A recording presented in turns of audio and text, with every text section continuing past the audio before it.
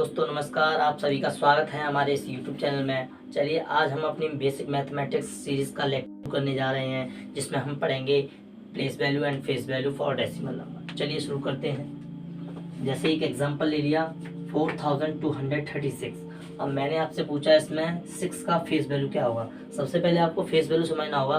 Face value simply हम उसको कहते हैं जो नंबर की पूछता है, मतलब उसी नंबर को एक लिखते हैं। इसको फेस वैल्यू को हम हिंदी में बोलते हैं जातीय मान।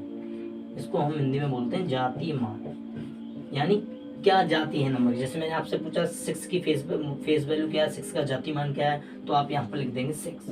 मैं आपसे पूछूं 3 का जातीय मान क्या है, तो आप लिख देंगे यहाँ नॉर्मली 3। मैं आपसे पूछूं 2 का जातीय मान क्या है, तो आप यहाँ लिख देंगे 2।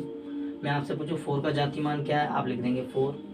अब क्वेश्चन आपसे ये पूछ सकता है कि आप इसमें 4 का जातीय मान का और स्थानीय मान का जोड़ निकालो। तो 4 का ये तो हमारा हो गया फेस वैल्यू। अब मैं इसका प्लेस वैल्यू निकालूंगा, तो प्लेस वैल्यू हमारा होगा कितनी डेट है 4 के पीछे 1 2 3, तो 3 0 लगा देंगे। ये हो गया आपका प्लेस वैल्यू। अब क्वेश्चन में आपने उससे पूछ लिया कि आप इसका सम निकालो, तो सम कितना हो जाएगा FV प्लस PV, मतलब face value plus place value, यानी जातीय मान प्लस स्थानीय मान। तो ये आपका हो जाएगा 4000 प्लस 4, तो ये आपका आंसर हो जाएगा 4004 आंसर। ठीक है, तो दोस्तों हमने पिछली बार उसमें देखा था फेस वैल्यू कैसे निकालते हैं। अब हम इसमें देखेंगे कि डेसिमल नंबर के लिए किस तरीके से फेस वैल्यू और प्लेस वैल्यू निकालते हैं।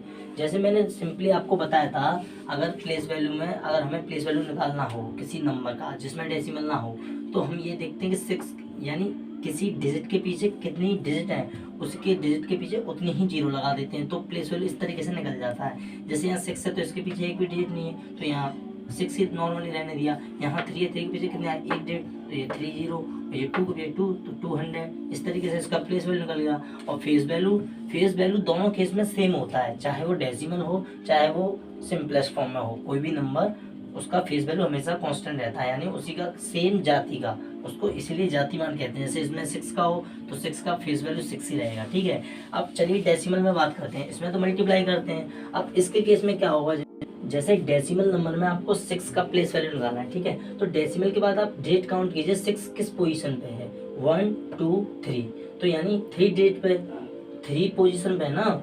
तो इसको हम इस तरीके से पॉइंट के बाद इस तरीके से लिखेंगे कि 6 3 पोजीशन पे है। ये तो आपकी ट्रिक होगी। तो 1 2 3 पॉइंट लगा दिया, 1 2 3, बाकी का बीच में 0 लगा दो। ऐसे इस तरीके से 3 को देखेंगे।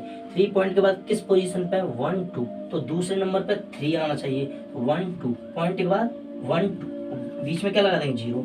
इस तरीके से पॉइंट के बाद आप 2 का प्लेस वैल्यू देखेंगे, तो पॉइंट के बाद 2 किस पोजीशन पे, 1 पे, तो पॉइंट के बाद 1 0 हो गया।